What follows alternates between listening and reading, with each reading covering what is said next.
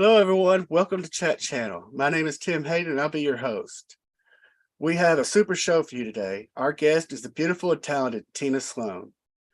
Tina is an actress and author. She has appeared in many shows like Search for Tomorrow, Another World, The Black Swan, and many more. She's probably best known for her role as Lillian Raines on The Guiding Light. She's also author of 3 fabulous books we'll talk about later on. Please welcome Tina to the show.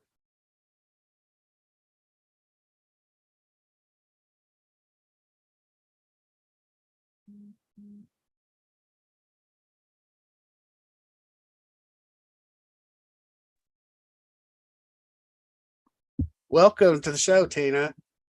Thank you, Tim. I'm glad to be here. I'm thrilled that you're here. How are things going for you there in Florida? I guess y'all survived the hurricane that came through there. We were here for both of them, and they didn't hit us badly. I mean, the West Coast was just devastated, but we just sort of heard a little wind and saw a lot of rain, but nothing. Thank heaven. God was. I saw in the news that y'all, upper Florida might be getting snow. Really? Mm-hmm. Up in Tallahassee, that area? Yeah, Georgia, Alabama, all of them are supposed to be getting some snow here soon. They don't know what to do with snow. I know, won't they? They'll be crashing their cars everywhere. For sure. Because, they say that thing about, when the temperature drops below 70 in Florida, that the iguanas start dropping or something like that. No, we get cold in the winter. People wear big coats and things. In December, a lot, it gets chilly, but nothing. Oh, I imagine. Nothing like what I'm used to in New York. So Tina, what was it like for you growing up? Were you always as a child, interested in acting or? Yeah, I had a really nice childhood. Maybe you did too. I hear these stories and I think, oh, how blessed I was. I had a mother and father who seemed to really love each other and loved me. And I had a brother and sister. And I was older. I was a war baby. My father had been in the war, and when they came back from the war, all these babies came around. And I don't know that I remember being in a play when I was in grammar school and thinking this was really fun. But, there was no television when I was growing up. I went to the theater occasionally, but we lived outside of the city. So I just didn't know much about it. We just made up our own plays. We did, little plays like that you made up. But I don't think I really thought about it when I was little. I was just sort of happy to be home. And I don't know what we all did. Don't you wonder? We'd go out and come back at dinner time. And who knows? I remember playing hide and seek and pretending you'd find these little secret caves and your best friend would go in the cave or behind the bushes and make up stories. And so I was making up stories, but we played all the time. And on our bicycles, just rode them all day long. And our parents didn't have to worry about us. We just came home at dinner time. Right. I know growing up, we did have a TV with like 3 channels, but we were only allowed to watch it on Saturday mornings and at night and Sunday. Had to watch Disney on Sunday. I do remember when TV came out, I watched I Remember Mama, and I do think that changed me. Katrin and I Remember Mama, I wanted to be Katrin. She had long blonde hair, and I just thought, oh, she's just so wonderful. And that was, I guess, when I did start wanting to be an actress, was when TV came on and I saw that woman. That she seemed like a woman to me. She was probably 16 when I was 10 or 8. So you probably remember actually when Guiding Light was still on radio. I don't remember that. But I sure remember when it was live and when all these TV shows were live and we got in trouble because of who knows what happened. It was really silly. And we'd change our clothes during the intermission, and because you were doing a different day or something, or it was nighttime and you were pulling on your clothes in the middle of the stage. It was hysterical. Well, and I know the talk shows, they did their own commercials. Instead of having commercials, they would break away as a Excedrin, or whatever. That's brand. Right. That's right. And wash the old-fashioned washing machines, where you had to turn the handle for the things to get dried off. I mean, it was just wonderful for silly. It was. And as a child, one of my fondest memories is riding our bikes down to the fire department because they had a Coke machine, so we could buy our drinks. And that nothing beats an orange crush in the bottle. I'm just saying. I'm a big Coca-Cola person. I think I should have lived in Atlanta. Isn't that where they started Coca-Cola in Atlanta? Yes. I just think Coca-Cola, I like the little cans. I've got one right here. I feel like I'm doing an ad for them. But the little tiny cans, which are so tiny, they're not even your hand. Yes. Yeah. And so you don't get too much. You just I get my 1 can a day, and it gives me all that energy to keep going. We're on opposite there. I'm a Pepsi man. Oh, are you? I just saw this Yes. movie. Did you see Pepsi? Pepsi, Where's My Plane? It's a documentary. Oh, it's about some boy who was 16 or something, who Pepsi had an ad that if you made 700,000 points, you would get a Haver jet, which was a big army thing that landed, boom, came down. Yeah. So he did it. And he went to them and said, "Where's my plane?" And of course they didn't, there was nothing at the bottom saying this is a joke or any acknowledgement of the fact that it wasn't real. And so they offered him something like $1.5 million, which was a lot of money. And he wouldn't take it because he wanted his jet. And of course he ended up with absolutely nothing because their legal people came in, but he'd done it in good faith, and it was just devastating to him not to get what he had planned. Dang, they should do that. I could get some bucks on that. With all the, read it. Pepsi, it's on Netflix. Pepsi, Where's My Plane, or Where's My Haver jet? I have to look that up. I just wrote it down. Well, getting back to you, did you get your start in theater? Or did you go right on to Search for Tomorrow? No. I was married long ago. My husband died, and he was an author, a playwright. So I was in his play, and Ford Model Agency came to the play. It was a little tiny off-Broadway play, and saw me and called me the next day and said, would you like to go do commercials? And I said, sure, why not? So the first commercial I went up on was Head and Shoulders, and I got it. I'll never forget this. I didn't have a Screen Actors Guild card or an after card, so I had to run over and show them I had a contract and get the card in order to work. And of course, I never got another commercial for about 100 after that. But to get your very first commercial was amazing. I mean, it was thrilling, Tim. So I knew I was destined to do that, and I made tons of commercials. They used to ask for a Tina Sloan type, because I could be the housewife with the Pampers, and I could also be the Clairol girl. I mean, my range was fairly big in those days. Now I don't know what you do at this age. I don't want to think what you do. But I guess I started with commercials. That play was the one that propelled me, though, his play, into doing commercials. And then I was doing so many that I said to my agent, look, because when you did commercials, you went every day, you'd go all over the city to audition, and it was really tiring. And then you'd do the commercial, which was fun. But then you'd go over the next day, you'd be downtown, uptown, midtown. It was just, you might be at 8 different auditions. So, and I saw these people who did soap operas, and they just went to one place and they worked at one place every day. And I thought, that seems like an easier lifestyle to me than what I'm doing. And so I said, I remember being sort of bratty, if you don't send me out on an audition for a soap opera, I'll probably go somewhere else. So he sent me on an audition for a soap opera, and it was Somerset. Somerset, okay. That was my first show. Yeah, in 74.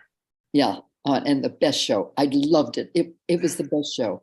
And I was so bad. I was so naughty. And oh, did I love it. I mean, I wore fur coats with nothing underwear except a little bit of jewelry and underwear. I was such a bad girl. And I just thought this was the most fun that I've ever had. And as I said, I went to one place. It happened to be Brooklyn, but they'd pick us up in a big limo and drive us out to Brooklyn. And it was a half-hour show. And all the people on it went on to become big stars. Ted Danson. There were just Sigourney Weaver. Really good people were on that show. They all went to California when it went off the air. And I remember thinking, should I be going to California? And I was married and I wasn't going to leave, and also, I found, for me anyway, my parents lived in the New York area, outside in the suburbs, and they were getting older, and I didn't want to leave them. I mean, in those days, we stayed and helped our parents or lived near them. Now, my son's in Nashville. My husband had two other children. One lives in California, one lives in Rhode Island. It changed. It's different now. Our family was so important. And my husband's family were in Darien, Connecticut, which was about an hour from where we lived in the city. So we saw our families, and I didn't want to move. I remember I got a part on Days of Our Lives, and I just couldn't sign the contract that I would come out if I got it. They made before you auditioned. I was out there auditioning. And then when they had the finals, they made me say that I would take it. And I just couldn't do it because I kept seeing my parents. And I thought, California is so far away. It really is. I mean, unless you're from the US, you don't actually realize, because I've got friends in the UK, they're like, well, it shouldn't, we can drive to the coast in just a couple hours. I'm like, yeah, 12 hours one way and 30 hours the other for me. Yeah, exactly. Crazy. So you went from Somerset to Search for Tomorrow, where you played a nurse. No, Patti. No? No. Patti was the only thing I played on that show, I think. Well, first of all, in Somerset, I played a publisher of a newspaper. And my husband was the editor, and I fired him. I mean, he wasn't my husband. I wanted to marry him. I liked him. And indeed, I got him. I stole him away from the good girl on the show, Bibi Besh. Bibi Besh, who was a wonderful actress. She died so young. It's awful. There were three of us, and we all had the same birthday, February 1st. Joel Crothers, Bibi Besh, and myself. And they both died before they were 40, probably. That's really young. That's terrible. Horrible. Yeah. She had cancer and he had something else. And then, all right, so I played that wonderful part. When I went on Somerset, I went on to take Mary Stuart, her granddaughter. That was really what my part was. I was her daughter, and she wanted a granddaughter. She didn't want a daughter my age. So I was just there to bring her on. And I was just on, I think, for 6 months on Search, although I liked it a lot. But I wasn't a nurse. I was just Mary Stuart's daughter. As far as I remember, Patty Whiting. Well, IMDb got you wrong. It says RN right here. Really? No. I grew into that. But then you went on to another world. You were a doctor, correct? I hope they're right. Nope, a Nobel Prize winning cardiologist. Wow. I use that a lot. One time I was on a plane, and this is true. This is really true. I was flying from Tucson to Denver, and somebody got really sick, and they said, is there a doctor on the plane, or is there a nurse on the plane? And nobody answered. And, this man was lying in the aisle. So I went up and said, look, I get to say this line. I'm not a doctor, but I play one on TV. I got to say the line. And I said, and I know all the words to calm him down. I can pretend I'm taking his blood pressure. I can pretend I'm doing all the cardiac things that you would be doing. And I'll just help him. I mean, nobody else is going to help him. He's lying here, but I will make him feel good or make him feel calmer, which might save his life. So I remember I knelt down, I sat on the, I don't wonder if I could do that now, get all the way down on the ground and sit there with him. And I was pretending I was taking his pulse, and I was pretending I was taking his blood pressure and telling him all of these big words that meant nothing. I mean, I didn't know what I was saying, but he was nodding at me, and, he said, well, I make it. And I said, absolutely, I can tell because your cortisone level, I don't know what I said, but I made it all up. Now we wouldn't be allowed to do that. And I really think I saved this guy because he stopped. Oh, sure. He stopped and he started, I brought him down. I brought his pulse down. But if I'd gone now, I'd probably be sued, right? Oh, for sure. For sure. Horrible. We can't do what we used. We can't be good Samaritans anymore. Well, you were just saying at CPR. If you're not certified in CPR and you perform CPR and that person dies, you could be sued. Even if they, when you give them the Heimlich method, you'd be sued. No, the Heimlich's different than CPR. Oh, I know what CPR is, but I wondered if you got up at a restaurant and gave someone a Heimlich, if you could get sued. I don't know. I don't think so, because you don't have to be certified to do a Heimlich, but you do have to be certified to do CPR, which is crazy. I mean, if you could possibly try to save somebody, I mean. Yeah. And we sort of know what to do, people. Right. It's not like we don't see it every, on every show. Or do it in your case. Yeah, I've done it. I mean, the people I've saved, it's quite amazing. Well, you landed your role that you are best known for Lillian Raines in 1983 in Guiding Yeah, Light. Do you yeah, remember? Do you remember your? Did you have to do a or not rehearsal, it's an audition. audition? No, Or Gail Colby, who was the producer, who had been an associate producer on Somerset, called me in and said, "Okay, Tina, we'll give you this part, but do you mind having a 40-year-old, no, a 20-year-old daughter?" I said, "Mine, I'm thrilled." Well, it wasn't Beth Chamberlain, it was Judy Evans. I said, "Absolutely thrilled to do that.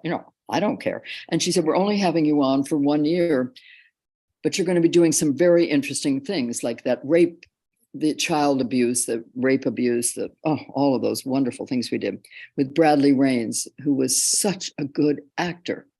he Jim was.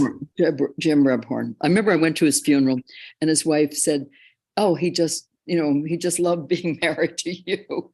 He was, because I protected him. I mean, here this man who had two daughters had to rape Beth, and he went and got sick to his stomach before he had to play that scene. I mean, it was so awful for him. He was such a good person, and people never forgave him. I mean, ever. I was going to say, I wondered about that, about the fans that, because I mean, I know he played that in this show, but he's done so much phenomenal work Oh, other than so just brilliant, that. so brilliant. Even I sometimes, when I saw him in a movie, I think I'd have that moment of, "Oh, I hate you," because I did hate him for what he did. And he was awful. I mean, he was awful to me too. He was just a terrible man. Mhm. And he did it so well, and it got him a lot of other work because Well, I mean, that shows how good of an actor he is. If he was able to make people actually hate him. have that emotion and hate him, Oh, that, detest him. Remember, he was just, I don't know if you yes, saw that show, but it was yes. detestable. And poor, well, that was Judy, wasn't it? She was Yes, so I good think it in that was. too. She was so good in that. And so she used to come over to my house. She was so innocent. I had a little boy then, my son, and she'd ride his tricycle around the house. She was a little girl, and here she's being raped on television. She got an Emmy for it, so it was worth it, I guess. For sure. I mean, that whole storyline, I remember it. I mean, I was young, but I remember it so well. So well. I remember they were going to have me shoot him and kill him. That's why I was only on for a year. I was going to kill him. And I went in and I said, "Look, I'm not trying to save myself, but if I kill him and daddy's dead, that child is not going to have anyone to take care of her. Mhm. So she's not going to say anything. So anybody Yep. watching this won't tell their mother. You need to have us go to rape crisis centers, and and then I'll leave, And of course, I stayed for 25 more years till it went off the air. But I've never gone to them before, and I never went to them after about something, but that was far too important because Beth and I did go around to rape crisis centers and talk to all these girls. And you realize you want to help them. You don't want them not to tell their mothers. And if the mother, and most of the time, the mother would just not believe them. But if they knew that mother'd shoot daddy and daddy was dead and mommy's in jail, they're not going to tell mommy. Right. So they changed the whole story, and they did such a wonderful job. They put him in jail. They had us go to rape crisis centers and her work it out. And so she became healthy again through the whole thing, It was And that's really well done. something I've really loved about Guiding Light is how they would bring things that were going on at that time up front. They weren't afraid to. They weren't afraid. They weren't at That all. the rape, your breast cancer. I mean, that storyline was incredible as well. I mean, Brilliant. It was just brilliant. And it was so early. I remember I was getting a mammogram and a sonogram on television. So all the cute guys that work with us, you're naked, to set their cameras. So they didn't stay in there. And they said, "Tina, we're just going to set the cameras. You stay dressed and while we set them, and then don't change when you take your clothes off." I just thought it was the sweetest, nice. They were so good. They were such wonderful men. that, Guiding Light had the best people working as actors and as the crew. And interestingly, Tim, nobody got divorced. One person, nobody got divorced the whole time we were on that show. And right. that's almost 30 years. Well, even on your 26 years, Lillian pretty much was the lovable one I think the only time was with Ed was that anybody really had any negativity towards Oh, Lillian. people never forgave me. Well, because they killed Maureen. I mean, that Right. was a bit of a problem. And she was a good friend of mine, and I had to write the letter that she'd find. Why I'd put it in the kitchen. Who knows why I'd put it in the kitchen? I said, why would Lillian put this to myself? I didn't say it to them. Why would Lillian write a love letter to him, put it in the kitchen where his wife is all day long? But I did. So I'm sitting at the desk writing the letter, and I couldn't write it. I've never held the show up before and never after, but I just said, I can't do this because I know it's going to kill her. This letter, it sounds silly. And then I heard how Ken Burns, when he put the shots in for Lincoln, he couldn't do that. He couldn't put the shots in that were going to kill Lincoln. He just kept postponing that and postponing it and postponing it. And you know he's already dead. Lincoln's been dead for a long time. Right. And I knew Maureen was off the show, but you still felt responsible that this one thing was going to be the thing that caused it. And Ken Burns felt those 3 shots. He couldn't put them in the script. And everyone said, they kept waiting. They said, look, we can't do this until you put those in. And I would walk out and the guys looked at me and said, Tina, we want to go home. And I said, have I ever held you up? Ever, ever, ever? And they had to acquiesce to me. And I said, I'm having real trouble with this. And they said, she doesn't. She finally came over and said, oh, for God's sake, Tina, write the letter. She was great. I loved her. That was sad seeing her leave the show. Yeah, it really was. There were reasons for it. Right. Behind the scenes kind of reasons too. Oh, I'm sure.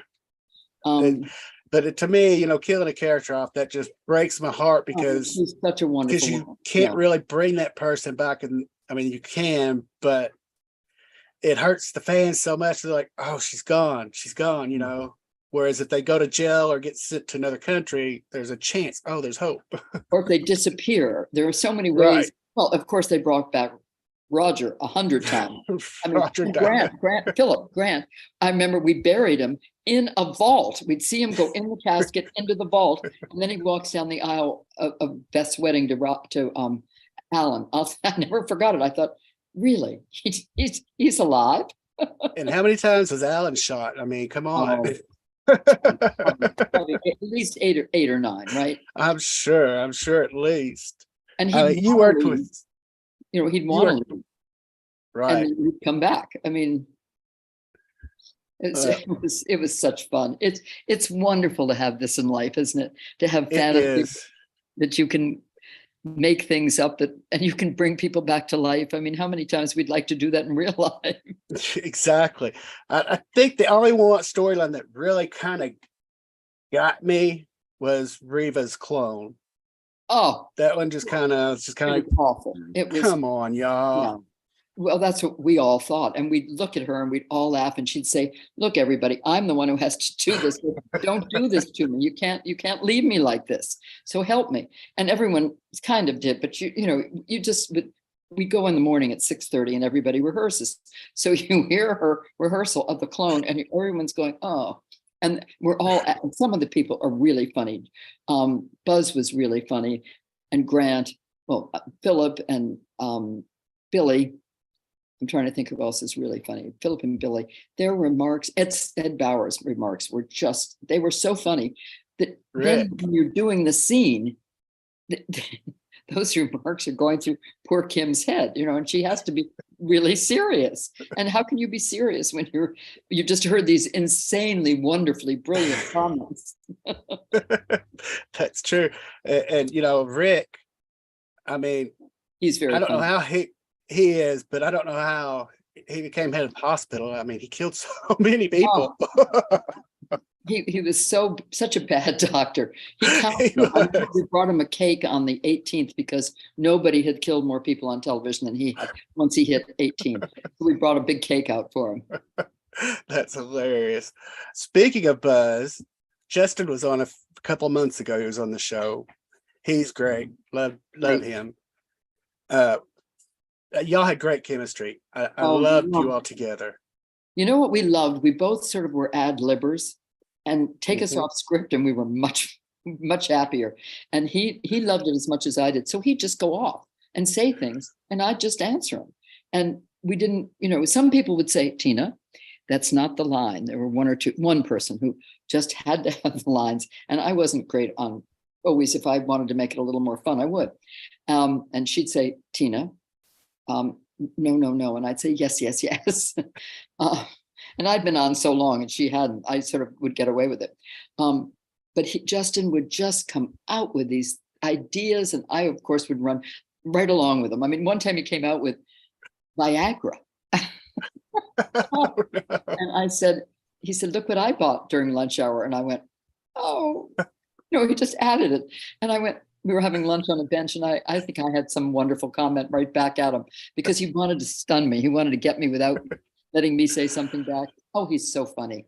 His wife just told me they're going to Hawaii, I think, for Christmas. Oh, really?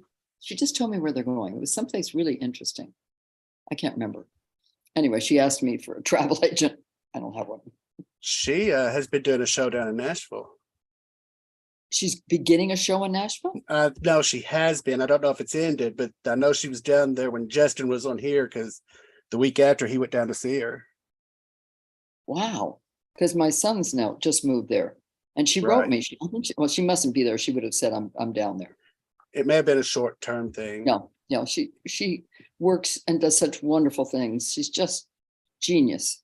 I'm trying to get her on the show. She said yes, but it's just nailing her down. It's very hard to get her down. Yes. Yeah. You have to bribe her somehow. Well, I'll get Justin on it. Yeah. That doesn't always work. That might not be the right approach. Oh, I know. When he was on, we had talked about how she was a little more conservative than he was, and that Mama wore the pants, basically. Yeah. I would go along with that.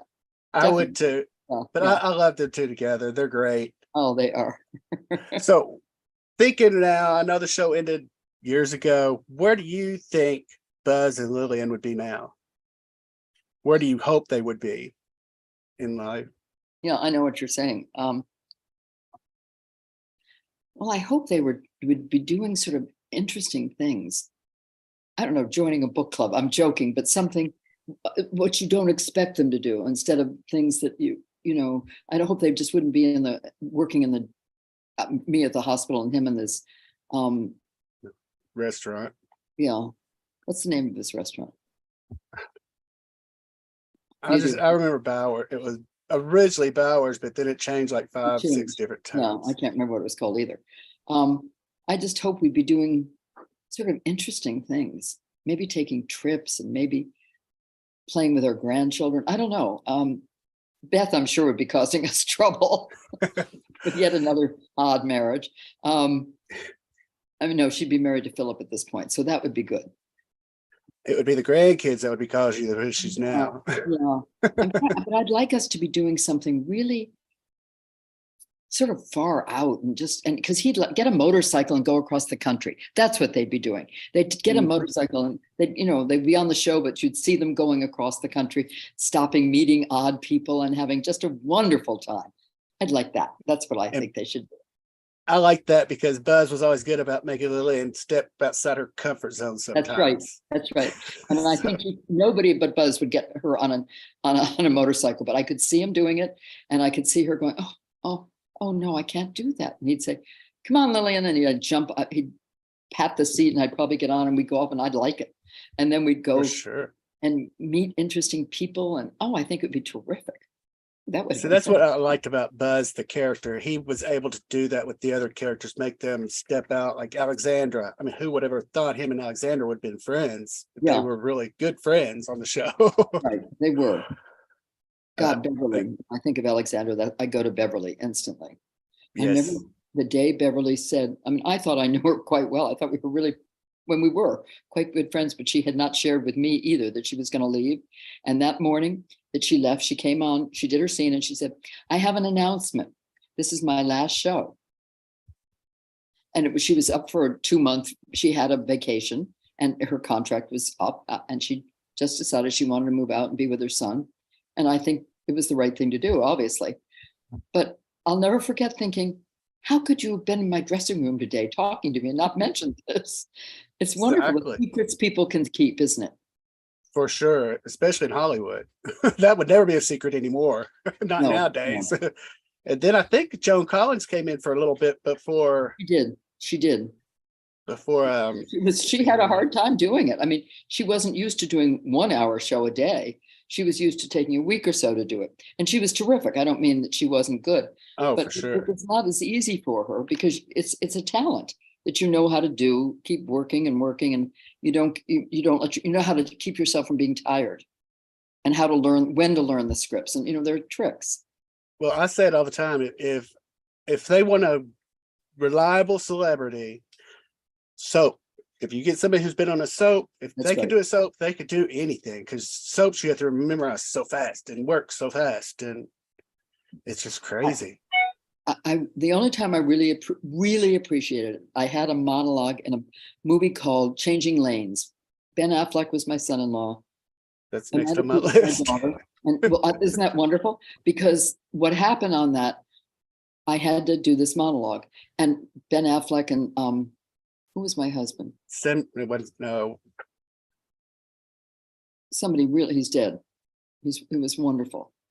And they were talking about who had the bigger plane or something. There was all this conversation going on.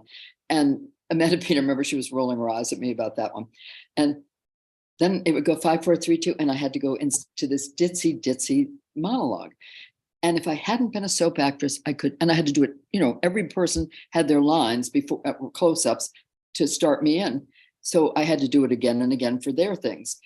I could never have done that without my soap training because you're laughing. I mean, they're so funny. They were being so ridiculous that you're laughing. And then it's 5, 4, 3, 2, and I go in this ditzy woman.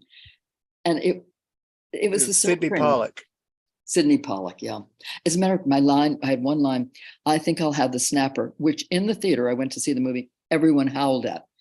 And I said, I think I'll have, and I used the swordfish and he said, no, you've got to say snapper. It's really funny.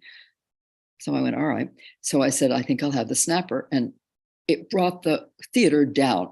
Everyone was howling. And I thought, what was funny about that? I didn't see anything funny. But he said the word snapper will get people. He was a genius. He knew. Perel is asking you, he says, hi, Tina. What was your favorite memory of working with your on-screen daughters, Judy Evans and Beth Chamberlain, both Beths?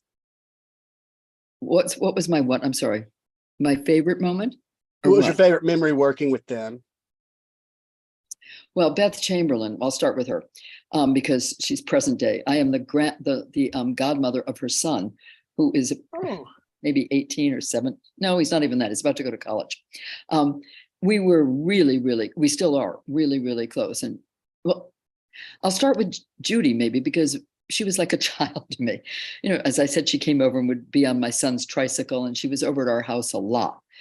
But then she fell in love with John Weitzel, who was on our show, who was a director or producer, one of those important people. And then she got the Emmy and moved. So I didn't have as much time with her. But since I did this show called Venice, the series, which was she was in and I was in, so we'd always just be so glad to see each other. I mean, she went through some hard times, and I sort of played mom to her. And I don't know if you know, but her son died, and no, I didn't. 2 years ago this December, and wow. so I often think of that because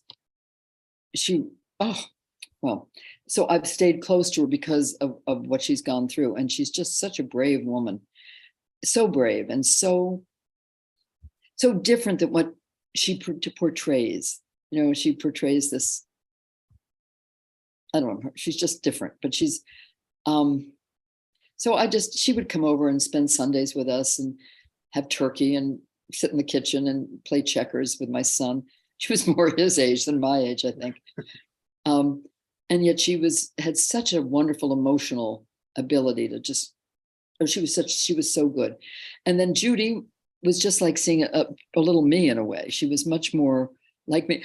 Her husband, Peter, before they were married, was over in my kitchen. We're big on the kitchen. We had this big kitchen in New York on Park Avenue. I mean, it was just fabulous. And we were sitting there, and Beth went out to do something. I said, if you don't ask her to marry you now, you're not going to get her because there'll be somebody else. And he went home that day and asked her to marry him, and they've been married happily ever since. Wow. So I have a lot to do with her life, you know. And she says that. She'll say to me, I listen to you all the time. Thank heaven I listen to you. And I love having Luke, who's just adorable, for my godson. And Judy, they were just both beautiful women in very different ways. Beth was a great skier, and Judy was sort of I think she worked in the circus. I'm serious. I think she did do circus acts. Her parents did too, right? Yes. And she was much more from that kind of a side of the world than Beth Chamberlain was more like my life. Because I skied and did mountain climbing and got married and stayed married, and I don't know. Although I didn't stay married. I am still married 50 years, but they're very, very different. And yet they were both just sheerly lovable women, wonderful women. I'm trying to think of a special memory. I mean, Judy would come and make chocolate chip cookies. She just loved being in a house where it was family. And when I met Beth, she was older and she was dating some really powerful people who would, quite powerful. She could have married one or two that were really, we'd know who she was all the time. Let me just put it that way. She fell in love with Peter, and they have this gym, and they're really wonderful. Their house that they sort of worked on is just beautiful up near Nyack. And she's just such a perfectionist. That's what she is. Judy Evans isn't a perfectionist. She's kind of more fly by the seat of your pants, I guess. But they both were charming. Yes, I watched both those, The Bay and Venice. So yes, I know which both you. Actually, I've got the writer-creator coming on next week of The Bay. The Bay? Gregory. I'm not on The Bay. No, you're not. I'm just saying because Judy's on The Bay. Okay. Judy's on The Bay. But Judy was also on Venice. Oh, was she? Oh, yeah. See, I'm still catching up. I'm not totally caught up. I'm still in the middle of both, though. Yeah. I'm juggling them. And then there's another one called Beacon Hill that that's a lot of us are on. Yes, and I love those. I love how they're doing those with all the. I mean, it's great for the fans like me to see Lillian with Robert Scorpio. I mean, not that y'all have been, but just for example, from different soaps that you'd never dreamed they'd ever cross paths. And it's so much fun to see all your old friends. I mean, working again with them has just been. Crystal really did a great job with that. Yes, Crystal's done wonderful. I'm working on getting her. Well, I'm actually working on Beth and Judy to come on too. So if you talk to them, tell them to look for my emails. I will. Or their people. I'm not emailing them. No, they do themselves. Beth does. Beth is really busy. Terrell said, "What do you remember most about working with the late Jerry Verdorn?" Oh my goodness, Jerry. Jerry to me. Well, he was just sort of the rock behind the whole show. I mean, he was the one that if something terrible happened, you knew he would take care of it. I never, except when he was dating my sister Calla Lily. Did you think that's very funny? Calla Lily? Lily. Wow, that's pretty. I like that. Oh, they did it on purpose because they're Calla Lily, and then they called me Lily. Right. It was Pam's little tricky little things. I love those little tricks that nobody notices. And then one day you go, Calla and Lillian, wait a minute. And she's done that. You think that's quite fun. But Jerry, so I didn't work with him very much except to apologize to him for my dear darling sister Calla having syphilis, if you remember that. It had something to do with the movie Out of Africa that had somebody had syphilis in that movie. I don't know who it was. And she, we were, again, there you're laughing because it's coming from out of Africa that all of a sudden she had syphilis. And Calla was the kind of person who would always have an excuse for being late. A pea hit her alarm clock so it didn't go off. And we'd all go, oh my gosh, that's a good one. I never would have thought of that one. But she was lovely too. But Jerry, I remember when 9/11 happened and living in New York, which is where I lived, we lost a lot of our friends in the World Trade Center. And it was just devastating. And we Steve, my husband and I would be going to funerals. My son lost friends, so he joined the Marines out of Harvard to go over and fight because he lost friends. So, Right. and Jerry was the one who spoke for us. He was this, I couldn't talk, all I did was cry. He was the spokesperson, and he was always our spokesperson for Christmas, for anything that was going on in the world, for the fact that we're off the air. I mean, he was just the finest man in the world. And his wife he was so devoted to his family, and she was so devoted to him. I didn't know them the way Liz Kiefer knew them, or Grant. Grant was just so taken back. I mean, this really bothered him because they saw each other.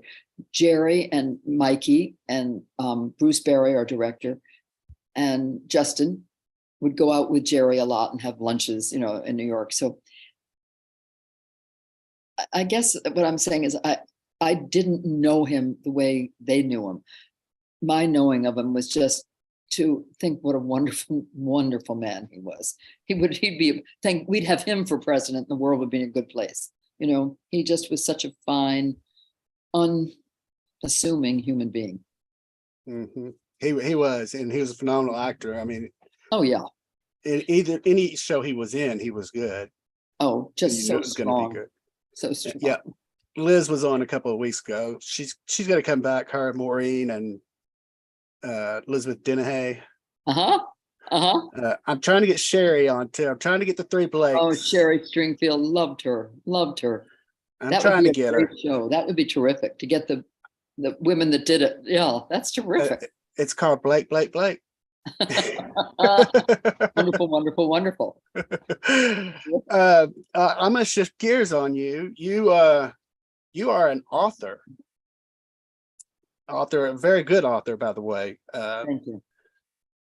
I just got turned on to them. I'm fixing to order them because I was reading all of the synopsis and everything and the samples, and I'm hooked on Cleopatra. But before I get that, I'll get to your first book, Changing Shoes, Getting Older, Not Old with Style. And that made into your one woman show, or was? Yep. I didn't know if it was vice versa. I couldn't remember. I think, well, they were sort of happened at the same time. I was writing the play and writing the book. And, I knew I could see what was going to happen with Guiding Light. I didn't want to believe it, and I didn't until it happened. And even then I didn't believe it, but still I had somewhere to go. Right. When it fell. So I guess it was 2010, wasn't it? Mm-hmm. So I wrote, it was going from sexy high heels to black flats. And on the show, I would wear white high heels as a nurse, and then I was wearing those sneakers. That's what happens as you get older. You change. And people make you change. You're not allowed to. Well, your feet hurt. You can't walk around all day in sexy high heels anymore.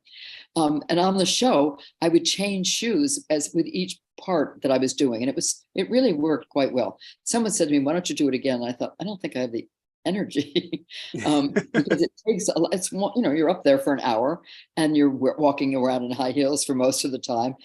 But I wrote it sort of, it's a lot about the soap, Changing Shoes, that book. A lot about the soap. Have you read it? No, I haven't. You ought to, because it's really a lot about Guiding Light. I'll have to. Funny stories, really funny stories about it that you don't get that wouldn't come up someplace like this, but right. Beverly McKenzie and just some of the great people, and funny stories that happened. Like when you kill someone by mistake. I don't know, just the strangest things we did. That I'll have to get that for sure. Yeah. And after that, this next two we got to talk about.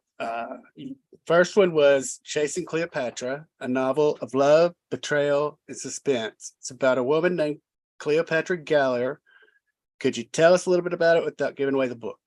It's Cleopatra Gallier. She's a 40-year-old woman who has a little affair with a young guy, which is really quite fun for people. And it's a lot of, my son, as I said, went into the Marines after 9/11 because he knew so many people died. Anyway, he did intelligence, and a lot of black ops stuff was involved with what he was doing. So I learned a lot about this from his friends, just sitting around listening to them. they would only talk to each other, but I could be close by. um, and there's a lot of black ops CIA things in there. And I'd call a friend of mine who was head of the CIA, and I'd say, where would I have an Al Qaeda terrorist? What area near Hawaii? And he said, go to the Philippines. So I would do these things, and it's really, really good. Men, I think men like it even more than women. Women like all the romance. There's a lot of romance in it. And the woman, Cleopatra, is impossibly beautiful. And she's also a Krav Maga. I don't know if you know what that is. I didn't know, but it's an Israeli defense system that's the most incredibly good defense system. And she knows how to do this. And so she might even take down the terrorist. And you don't know who the terrorist is. I've had people call me at 2 a.m, friends of mine, say, I'm still up. I cannot believe so-and-so, I'm not going to say who it is, was the terrorist. I'm just beyond, I could kill you right now because I haven't slept in a day or 2 days. And people tend, once they start to read it, to not be able to put it down, which was what I intended. And then it has very much a soap opera thing in it too. I mean, it leaves you wondering at each chapter what's going to happen. And so you can't stop reading it. And I just loved the characters, loved them. I mean, they were. Cleo's kind of a badass. Oh, she sure was. She was certainly, yes, she was. And then she changes 3 years later when she's in the next book. And look, she's got a child. Yes, your third book, which was just released, named Chasing Othello. Book 2, yesterday. Book 2. Look at that pretty dress. See the dress on each. She has the same dress on. Only women would like that. One's purple, one's red. I would like to wear both of them, but I don't think I could quite fit into them anymore. But I've got all 3 of them up there. That's me.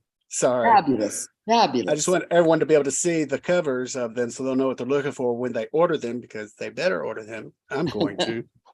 Thank you. It's on Amazon. Yes. Picture of this. That's a great screenshot. Thank you. I just kind of threw it together best I could. I couldn't find very clear pictures, but as I say, when I say I'm going to order a book, I do. Eileen, Kristen told me about this one, so I just got this one last week. So I will be getting your 3 books. You'll like these people. I mean, I have some very nice characters and some very not so nice characters, but mostly they're nice. And then you find one of the nice ones is not nice, which is kind of fun.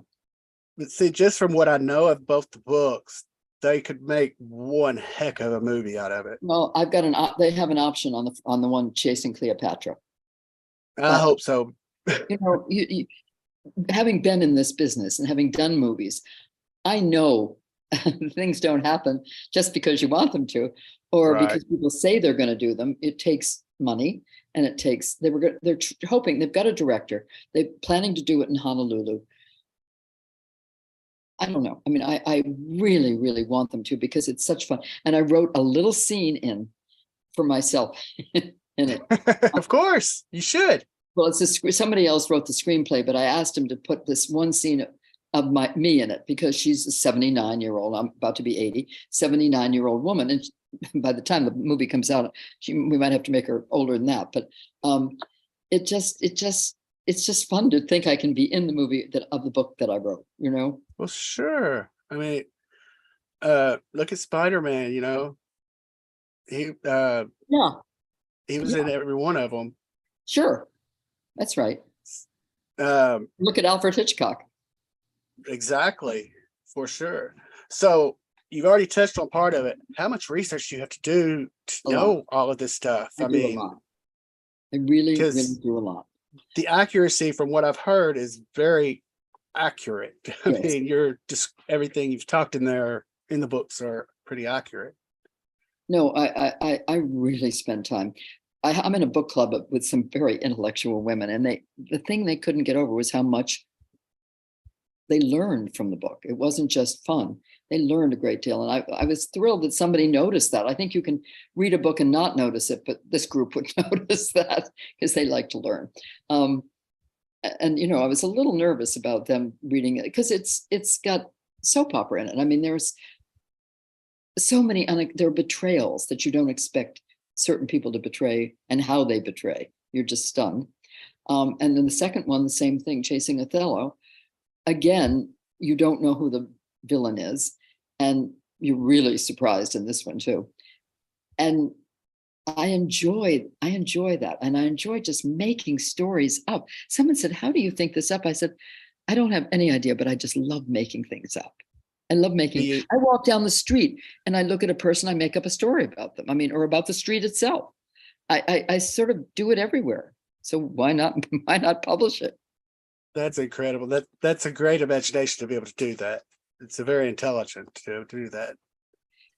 Yeah, I sat down at lunch the other day with some friends, and I said, okay, we were talking about Crimes and Misdemeanors, which was a Woody Allen movie that I think is the best movie he did. And the man who commits a murder feels very guilty. And then you see him a few years later and the guilt's gone. He's forgotten it, which is a really interesting concept. And so I said, well, let's say we committed a murder. What would you have for your last meal in jail?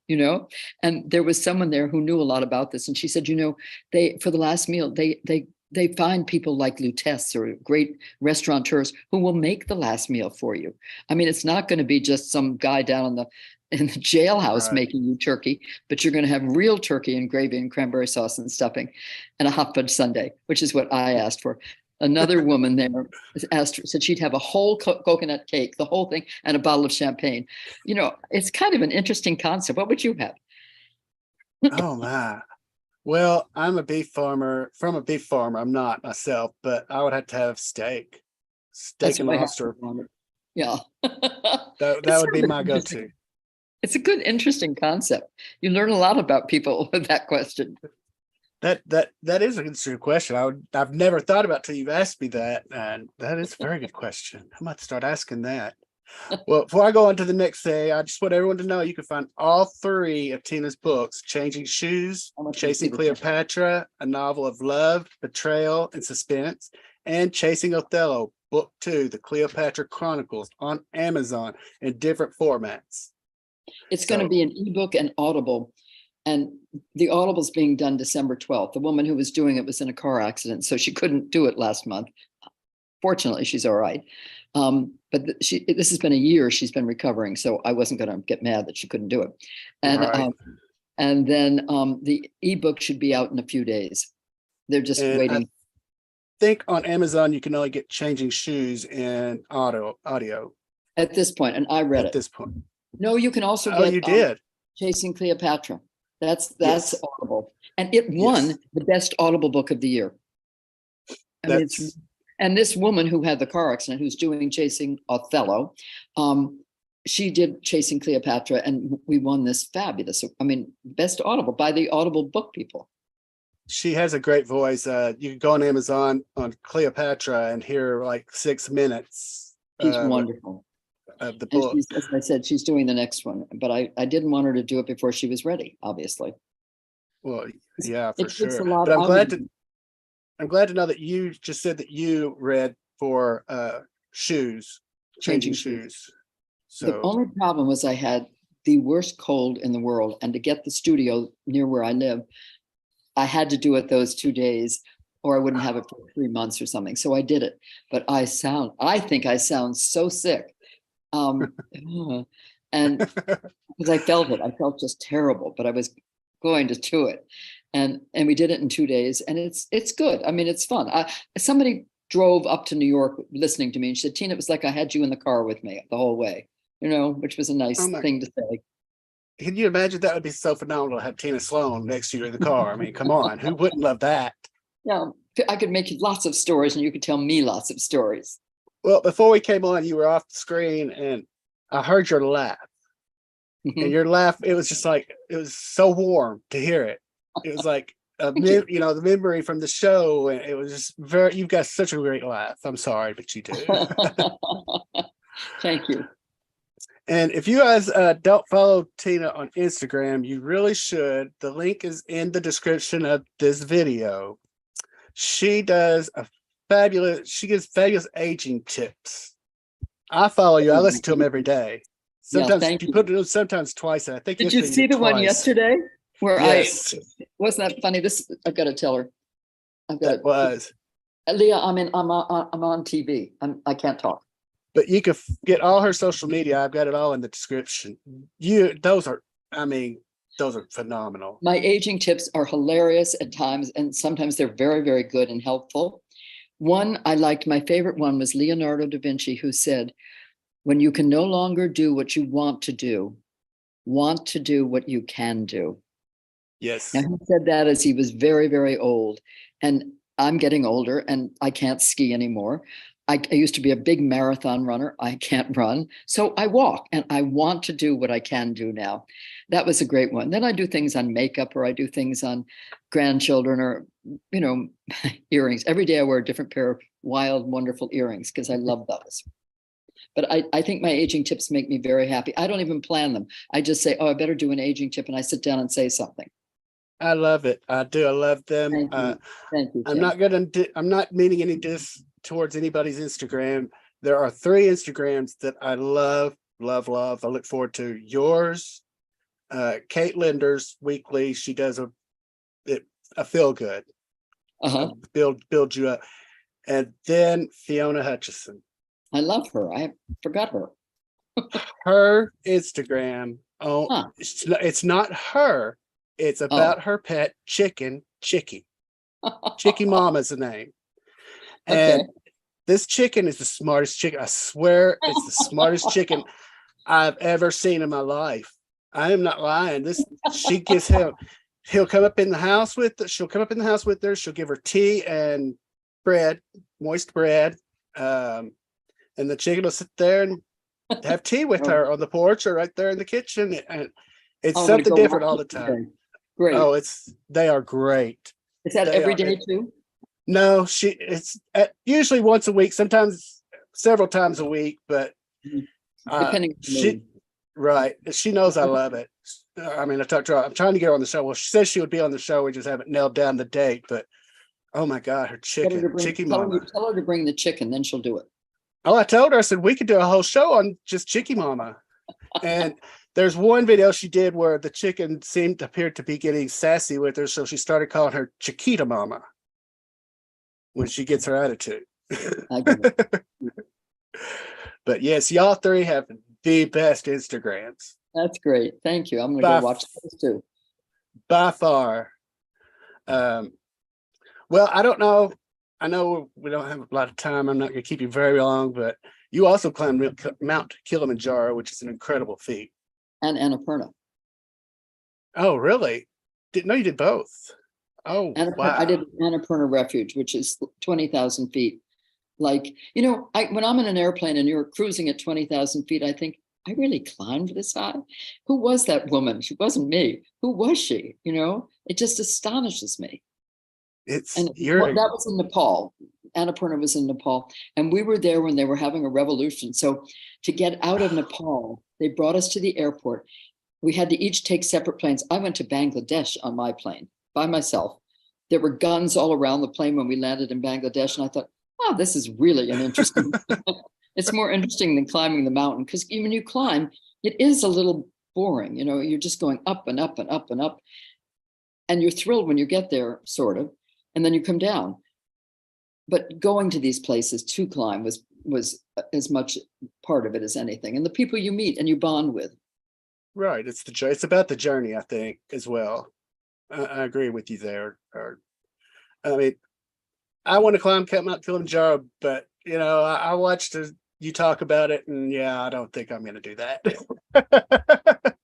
I think you should do it if you want to. I really do. I think it's a wonderful thing to do. I don't know. It seems tough from the way you were talking. You go halfway and then you camp, and then the things that you saw that were so pleasant that happened. That were dead. Yeah, that was bad. Yeah, that's pretty rare. I mean, I think if you're worked out for it, you're fine. You make it. If you're not allergic to the altitude, a lot of people had altitude problems and had to come down for that. Oh, and that's what I loved about the video I watched. You were talking about all the people who are in their beige and everything, and seeing you in your bright pink, thinking, oh, well, look at her, kind of a Barbie type of thing. And at the end of that video, you said, and I made it. Not all of them made it, but I made it. That's right. And one of our leaders, who was really wonderful and nice about my pink, couldn't do it. She got up to she was up at 18,000 before the last climb, and I could hear her. And so she had edema. Oh no. And so they had to bring her right down, which meant all our leaders went down, and there we were left. But she had tried 3 times, and every time she got pulmonary edema because her lungs, she couldn't handle the altitude. And that's what people don't know. And some people who smoke do far better. People who are not in shape because their lungs aren't as accustomed to getting air or something like that. Right, as much air. They don't need as much air. So they're much better off. And also I found, I was out in the Rocky Mountains at 8,000, 9,000 in Aspen this summer. And this year I noticed it bothered me for the first time. So depressing. But it's, keep doing what you can, make yourself want to do, right? Exactly. If you can't do what you want to do what you But you can. need to be safe. We need to keep our Tina Sloan safe. Well, sorry. I'm not. Well, I appreciate you being here. I could talk to you for much more, but I know you've got things to do. If you want to hang out back in the waiting room, I'll be back there in just a few minutes. Tina, thank you so much. Okay, thank you. I had a lovely time. Bye. I'll be right back there. I'd like to thank Tina Sloan for being here today and chatting with us. I'd like to thank the Necrotizing Fasciitis Foundation for sponsoring our show. For more information on NF, please visit www.necfash.org. Please remember to subscribe to our YouTube channel for more upcoming episodes. Please remember to be kind to one another and have a great day.